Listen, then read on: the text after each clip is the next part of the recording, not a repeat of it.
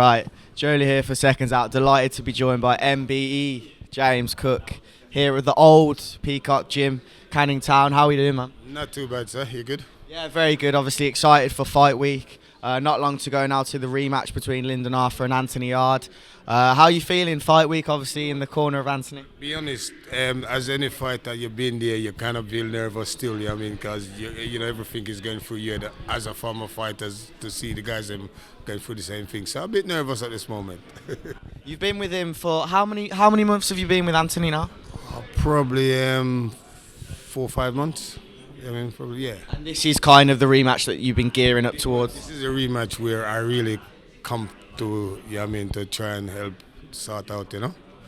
Gearing up towards, of course, and in his last fight, round 1 knockout for Anthony. I'm sure that's something that you were putting into him before get the stoppage. You know what, to be quite honest, I just about to say to Tunde, you know, let him put one to the body, and he did it. So I said, he's listening now, he's got some brains in him now where he's thinking for himself, you know?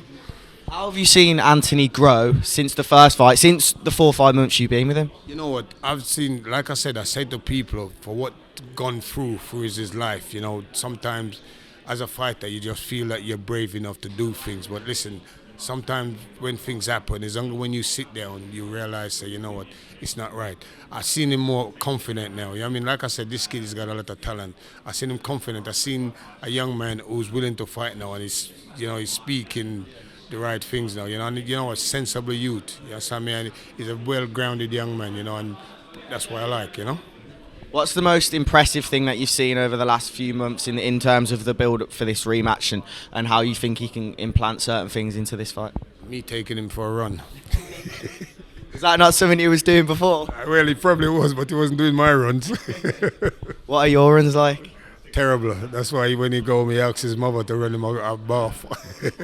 What, so we talking marathons every week, or? Probably talking that, yeah. I mean, just to, you know, cause just to make sure whatever comes is there, you know. So yeah, he's good. He's you know, what I like about him now is like he's thinking, you know, he know what he wants to do. You know what I mean? And sometimes being a fighter, you say things for the sake of saying it, but now he's more confident. You know what I mean? Saying, this is how it's gonna go, you know, or this is what I want. So yeah, he's confident now, you know what I mean? So things is out the way, and you know, he's got nothing to blame. Just focus on Saturday and hope he can get the win. Obviously, doing a lot of cardio can suggest that maybe he'd want to go the distance, but I'm not sure that is the case after the last fight. Yeah, you know what? I don't. Listen, we train for 10, 12 round, 5 round, whatever it is. You know what I mean? At the end of the day, he's a professional and he's the one in there. We can advise certain things outside, but don't forget, Lyndon Arthur is a very, very good fighter. You know what I mean? So it's going to take him some rounds to try and get to him and read him and things like that. You know what I mean? So, but in the end, he's prepared for whatever happens, you know? How happy are you that this fight isn't happening in Manchester? Obviously, it was originally meant to be. It's been scheduled a few times, rescheduled. It's happening in London now. Do you think this is going to be a big part of it? Do you think it's going to make a difference? I don't think it would make a difference, but I'm quite happy because I'm 5 minutes away. So yeah, I'm quite good. I could walk to the venue. You know what I mean? So I'm quite happy. You know what I mean? You know, last time I went to Manchester fight, as you say, he's come back fight. You know what I mean? But you know, to be quite honest, he's a professional, and I don't think whatever happened, it wouldn't make no difference whether Manchester or London. You know what I mean? Both of them, they're fighters, they're professional, and they prepare for it. Biggest fight of his career in terms of, obviously, Kovalev was a huge fight for Anthony because it's a rematch now. Do you think this could almost define his career if he was to get a loss? I think 110%. You know what I mean? The point is, at the end of the day, whether we like it, yes or not, that's why the return is there. You know what I mean?